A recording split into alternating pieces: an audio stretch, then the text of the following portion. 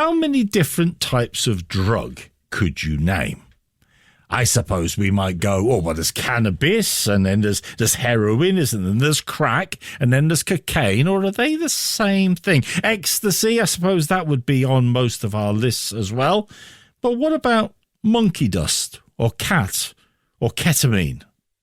Sometimes it seems as though the list of drugs that are available to people is endless, and the growth of relatively cheap drugs, we are told, means that things are worse now than ever. It certainly seems that the war on drugs isn't working. So is it time to change the way we deal with it? And is it time to bring a spiritual perspective into this, as well as a criminal or medical perspective? Because with lives devastated, crime linked so tightly to it, families torn apart and whole communities undermined, the questions to what we can do about drugs as a society, what we should say about it as a people of faith, and what the answer is to this ongoing call, it seems, to legalise, is perhaps something it's time to consider.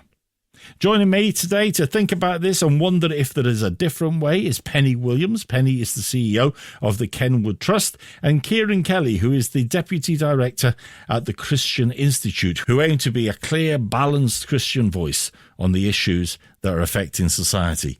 Guys, welcome to Life Issues. Thank you. Thanks, Paul. This whole business of drugs, why should I actually care about it? I mean, Penny, if people want to do this and it's not affecting me, well, we don't stop people drinking, do we? I mean, yeah, we need to deal with crime. Of course we need to deal with crime. But if someone wants to take drugs, if they want to effectively kill themselves even using drugs, I mean, they're adults. It's up to them. Why should it bother me? Because everyone that falls into addiction to either drugs or alcohol does have a family, does have people around them, does affect society, and it is part of being a caring society that we should support people that fall into this. And often it is, you know, a lot of the people that we treat at Kenwood Trust, their addiction comes from trauma in their younger lives. It comes from situations that actually a lot of us could fall into very quickly, you know, especially in the current situation with people losing their jobs. You know, there is that phrase, you're only 3 pay packets away from losing everything. So no, as a caring society, we should care about people and we should help them and return to society to be productive and with their friends and family. The thing is, though, Ciarán, I mean, it is, you know, obviously I'm saying that somewhat tongue-in-cheek, why should we care? And yet for the vast majority of us, and perhaps particularly within the Christian community, the whole thing of drugs is something that it's over there somewhere. It's something which is a bit out of sight, out of mind, unless, of course, the Daily Mail runs some headlines on it. Well, it maybe it's less out of sight, out of mind than perhaps we like to think.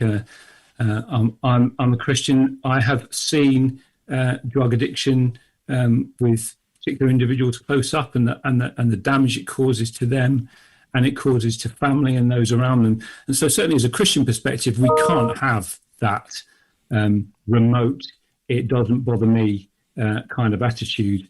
We have a Christian duty, don't we, to love our neighbour. There's not restrictions on that.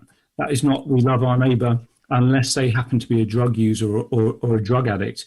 And the Christian message is for people, for everyone who is made in the image of God. So again, that is for everybody, and that includes people who are struggling with drug addiction and the people who've been affected by that as well, because it's never just about the individual, is it? I think we realise that it's about the wider impact that they have on those around them and on society as well. So we definitely need to be having a Christian influence in this arena as much as any other. Because those tendrils, those connections, those ripples, Penny, I mean, they're something that you see a lot, aren't they, about the way in which not just immediate family, but wider family and whole communities can be affected by one person's addiction. Oh, very much so. And I think I often say to people, it's one of the joys and the rewards I get from being part of this charity that helps people with addiction, because we put families back together. We watch people come in totally broken, and we help them resettle at the other side to continue their recovery journey and play a part in society. And often a lot of people return to the sector actually to help others through that pathway of overcoming addiction. It is, maybe it isn't strange, maybe you don't think it is, but it is one of those things that, if we just pick that up for a moment, incredibly how people, when they beat or move on from or learn to keep in check their addiction, depending on your perspective, how often they then find themselves wanting to help those who are further back along the journey than they are. Yeah, very much so. I think that certainly the program that we take people through helps them identify where the issues have sort of started, how to overcome that addiction and triggering situations and how to overcome those. But along that process, it's about finding yourself as well. And I think the feelings that people have towards what we've done for them and how grateful they are and how actually so pleased to have their life back, they often do want to give back in some way and show other people that light at the end of the tunnel. So tell us a little bit about the work that you do. I mean, when somebody comes to you who is addicted to substances, how do you help them start to turn their life around? Well, we in essence, as I say, everyone's an individual and everyone's got a different story. So we listen to the story. We help people identify why the path of addiction started, how they can overcome that. And, you know, that can be looking after them by helping them get the right medication, the right health assistance, eating the right foods, caring about themselves again, helping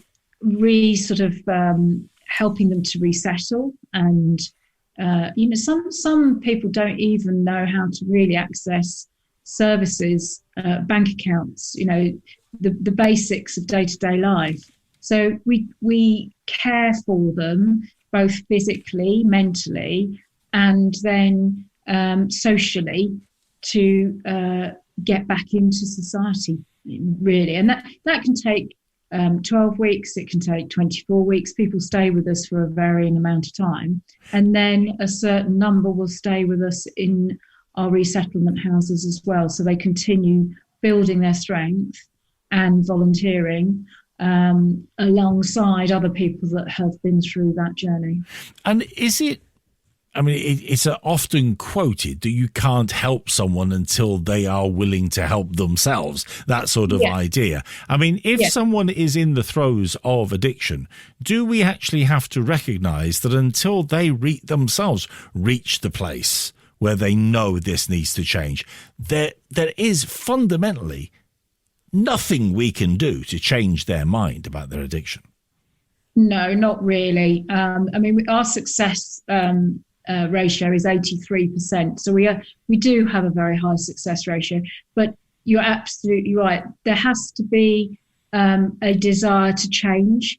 Often that is led from family pressures or reaching that rock bottom, or physical pressures that, your body is starting to collapse because of the abuse you've given it. And those can all be turning points where people say, actually, I want to change and I need the help. And we often find the first 2 weeks are really hard. There's a lot of anger.